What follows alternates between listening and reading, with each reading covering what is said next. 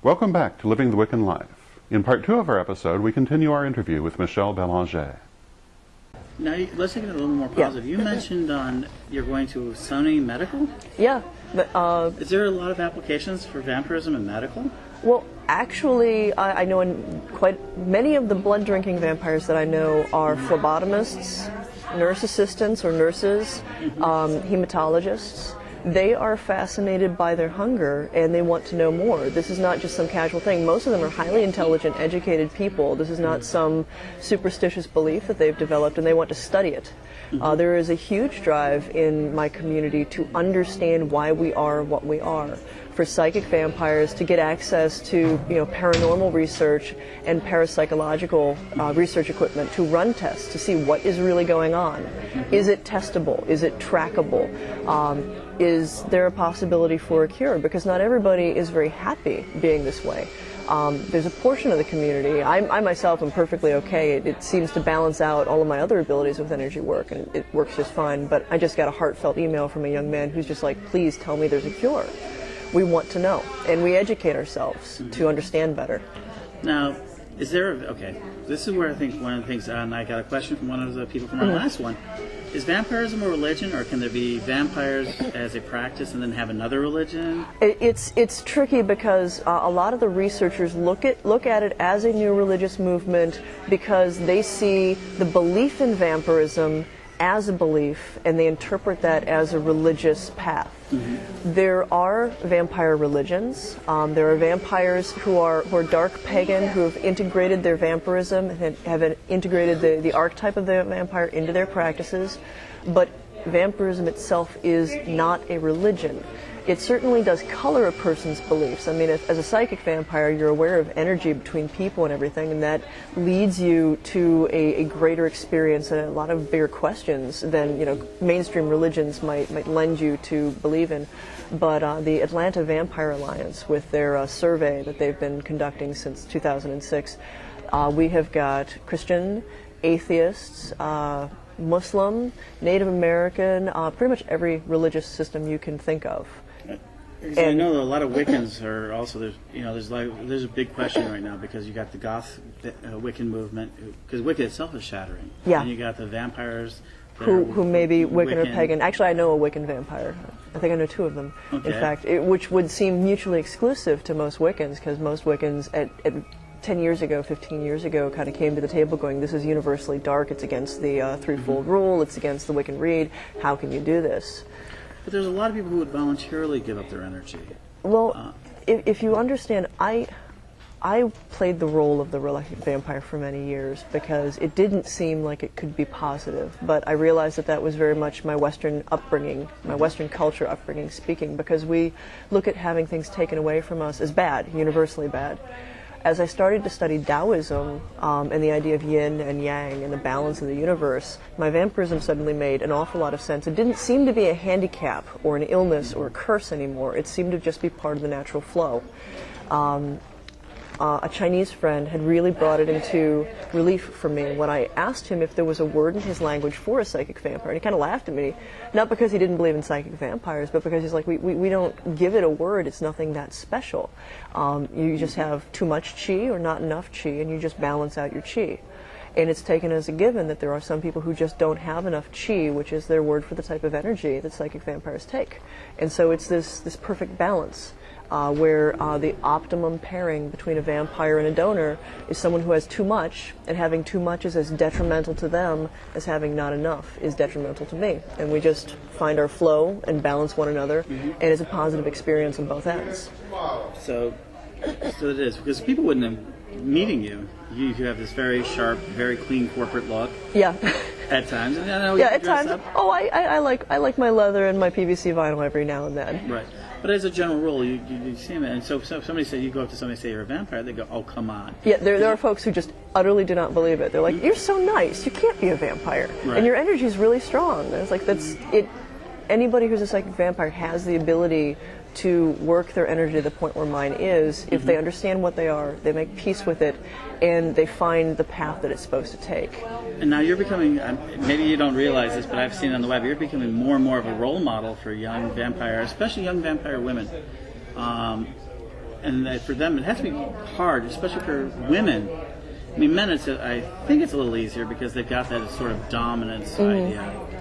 Well, we don't have a whole lot of really strong women role models. I mean, we have more than we did 50 years ago, but, you know, somebody who is just confident by who they are in just, I don't need to have a boyfriend to feel like I'm validated. I don't need to have a girlfriend to feel like I'm validated. I am who I am, and I'm not afraid to talk about it. And I guess, because I get a lot of fan mail, and the best fan mail I get are people who have just, all they do are just like, you know, I just wanted to let you know that you gave me the power to live my life.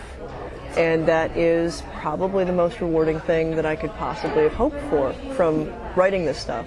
Just to get out of the way, people are going to say this is all just an axe you can get, because you're now becoming a television consultant, working on various projects. You're an author. Oh yes, I'm a media whore. Okay.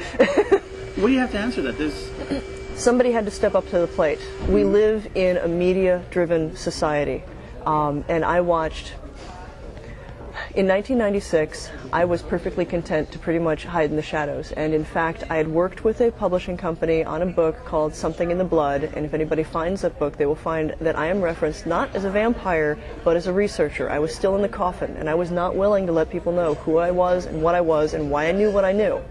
Now, the guy who was writing the book, Jeff Gwynne, he figured it out, and he's like, you should be writing this book, not me. And I'm like, I don't want to. That year saw the Rodney Farrell murders. That year saw the Susan Walsh disappearance in New York. And I watched as people like myself were reviled. And I watched as, like on the Ricky Lake show, they had a vampire segment. And the vast majority of the people that they had gotten to speak on that, well, what I can say about that is exactly what I experienced. I was called by the Ricky Lake show because of Something in the Blood, and they asked me if I wanted to come on and speak as a vampire. I told them that I was a researcher and I would not come on the show as a vampire, and they said, well, are you sure you don't want to just say you're a vampire? And I'm like, no, I'm pretty sure. Well, do you know friends who are vampires who'd be on the show? Not anybody who'd be willing to be on TV. Okay, well, do you have any friends who'd like an all-expenses-paid trip to New York? And I hung up the phone. But clearly there were some people who were very happy for an all-expenses-paid trip to New York and who were happy to go run down to the local goth shop and find some appropriate clothing and go on and make idiots of themselves. There were one or two real people in the community who were on that show, and I realized if someone who didn't know how to speak in front of a camera, who didn't have a fairly fair and balanced view, if somebody didn't stand up and say something and answer those questions, people were just going to make up whatever they wanted to. I looked to the gay community and to the witch community for guidance. I looked at where they had come from and how they had had to deal with the media. And it is a fact about human psychology is if someone seems secretive, we will make the assumption that they have terrible secrets to keep. And so I decided I had nothing else to lose. I don't have a family really. The two members of my blood family that really meant anything to me are dead, and they were actually supportive about what I was doing. So I can't hurt anyone in my immediate circle with doing this. Whereas I know some people who are married, have kids, if they're out about what they are, they may have those children taken away. If they come out, their parents may reject them totally. I know people who have been written out of wills because of just being true to who they are. So for me it wasn't a huge sacrifice, and I found I had a skill for it. So, you know, shoot me. I didn't realize that having two aunts who were New York models would come in handy, you know, beyond the fact that I was constantly held up to, you're never thin enough, you're never thin enough. But somebody has to do it, and I think that more than just me should be doing it. It's not that hard to find your voice and to find your confidence. One of the reasons that I wrote Vampires in Their Own Words, which just came out this fall, is I edited that. I make a commentary on it, but it is not exclusively my writing because it is important. The community that I come from is so very diverse. One voice cannot tell all the tales. And so, in addition to writing, media, one voice cannot tell all the tales. I can do my best to represent people, but I'm not a blood drinker, so I can only speak about the blood drinkers that I know and what their experience is. But at the end of the day, I'm just like, blood doesn't do anything for me. I'm kind of freaked out by the whole concept because I've had one too many open heart surgeries as a kid to really like anything that involves poking people and making them bleed. So please step up to the plate. One last question for anyone, like I said, a role model, and especially for young ladies I've seen, they want to do. What can you tell them if people want to say, think that they're a vampire, either from it, or to the blood drinkers, whatever? How would you explore your inner vampire? First, educate yourself. Okay. There's a lot of stuff online, and of course, the online mantra should be caveat emptor, let the buyer beware, but it should be let the reader beware. Go online, read not just one site, read multiple sites, compare the information. There are books out there. There's not just my books out there. Raven Caldera has a book called The Ethical Psychic Vampire. You can mostly only get it on Amazon, but it is a very good book. And it also gives you a view of someone who is neutral to the vampire community. Read, educate, analyze yourself. Take some time to become aware of your relationship with your body and with energy and the world around you, the people around you. Take notes. Try to see, if you go in a large crowd of people, how do you feel?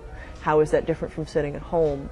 If you have an intimate encounter with someone, how do you feel when you're done? How does the other person feel when you're done? Does all of that logically connect to the physical actions that you took? And ask yourself, what is going on here? Whenever you have an opportunity to talk with someone who practices magic, who does energy work, who is open to these things, compare your experiences with theirs. I cannot stress self-education and self-analysis enough. That's how I got to where I'm at when there really weren't any books out there. If you can find people who you trust, who are like you, communicate, share your experiences, compare your experiences. Most of all, don't be afraid. And don't feel guilty for what you are. This is something that actually can be a very powerful gift, and it's something that you don't have to be a predator as a result of this particular thing. You don't have to go out and suck people's energy without their knowing it. You don't have to feed off of unwilling victims. It can be a celebration. For psychic vampires, the way you connect with someone can be the most sacred of communion, the most potent exchange you can have, because you're touching someone's soul. You get little bits of memories and emotions, and it's very powerful. So don't be afraid, educate yourself, analyze, and find your power. This comes to the point that I always ask you. You've got a new book that's just out called The Anthology. Yeah, let's see. I've got Vampires in Their Own Words, which is me guiding the readers through articles by big names in the vampire community. Sphinx Cat, Sanguinarius, Madam X, Vicudus, and hosts of others, Ancient Khan, a wide range of people, vampire blood drinkers, You're one of the few vampires that actually is your real name, huh? I made the choice to use my real name partly for credibility, and partly to show that I wasn't afraid to be who I am. Okay, so you got The Anthology. Yeah, lots of people don't use their real names, but there's reasons for that. Understandable. Yeah. The other one that came out is the Psychic Energy Codex, which is kind of intended to be a prequel for the Psychic Vampire Codex. A lot of energy workers found the Vampire Codex really helpful. That one was printed by Weiser. The other one is Llewellyn. Yeah, I'm playing both sides of the fence.